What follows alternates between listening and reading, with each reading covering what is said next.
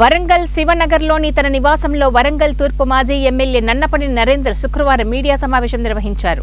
ఈ సందర్భంగా ఆయన మాట్లాడుతూ వరంగల్ నగరంలో గత 2 రోజులుగా ఆజాం జహీ మిల్లు స్థలంపై రగడ నడుస్తుందని అన్నారు. గతంలో ఆ స్థల విషయం మా దృష్టికి రాగానే కలెక్టర్కు ఉన్నతాధికారులకు తెలియజేశామని తెలిపారు. కొండా మురళి స్పష్టత లేని మాటలు చెప్పారని, కార్మికుల స్థలంలో కార్మిక భవనం కట్టాలని డిమాండ్ చేశారు.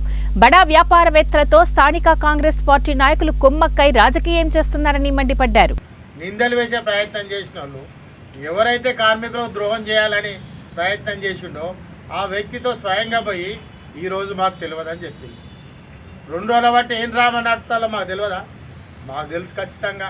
కార్మికులు ఇళ్ళలో తిరిగి ఇవాళ పొద్దున వీళ్ళ తాబేదారులందరూ కూడా పోయి కార్మికులు ఎవరు రండి రండి రండి రండి రండి సార్ వస్తాడు, మాట్లాడాలి, మీరు ఉండాలి, చెయ్యాలని చెప్పి ఓ డ్రామా కంపెనీ నడిపి ఇవాళ చెప్పడంలో కూడా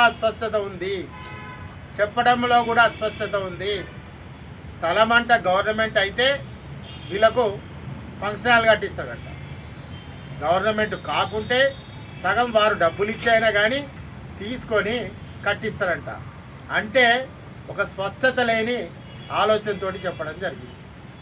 కానీ ఈరోజు మేము చెప్తున్నాం, నువ్వు ప్రభుత్వంలో ఉన్నా, నీకు అన్నీ తెలిసినా, అన్నీ చేసినా కానీ ఇవాళ నిన్ను సూటిగా అడుగుతానని నేను.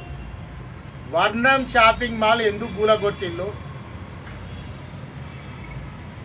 బేరం కుదిరిందని మళ్ళీ దాన్ని డిస్టర్బ్ చేస్తలేరా?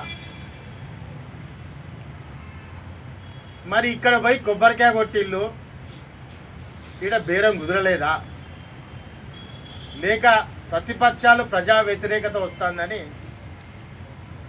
పక్కకు పెడతాలా? లేకుంటే ఈ వ్యతిరేకత ఉన్న సమయంలో మభ్యపెట్టి దూరం సాగించే ప్రయత్నం చేస్తాను?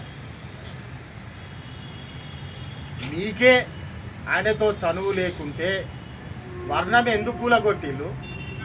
ఎందుకు ఇవాళ దాన్ని మళ్ళీ కొనసాగిస్తున్నారు? ఎవరికి తెలియదు. అది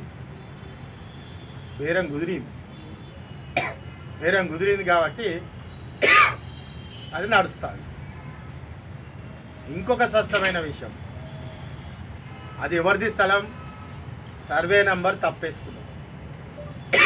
స్పష్టంగా అది ప్రభుత్వ స్థలం, గ్యారంటీగా ప్రభుత్వ స్థలం. ప్రభుత్వ స్థలంలో ఆ రోజు ఆజంజాయి మిల్లుకు సర్వే నెంబర్ 90, 91, 92 3 సర్వే నెంబర్లు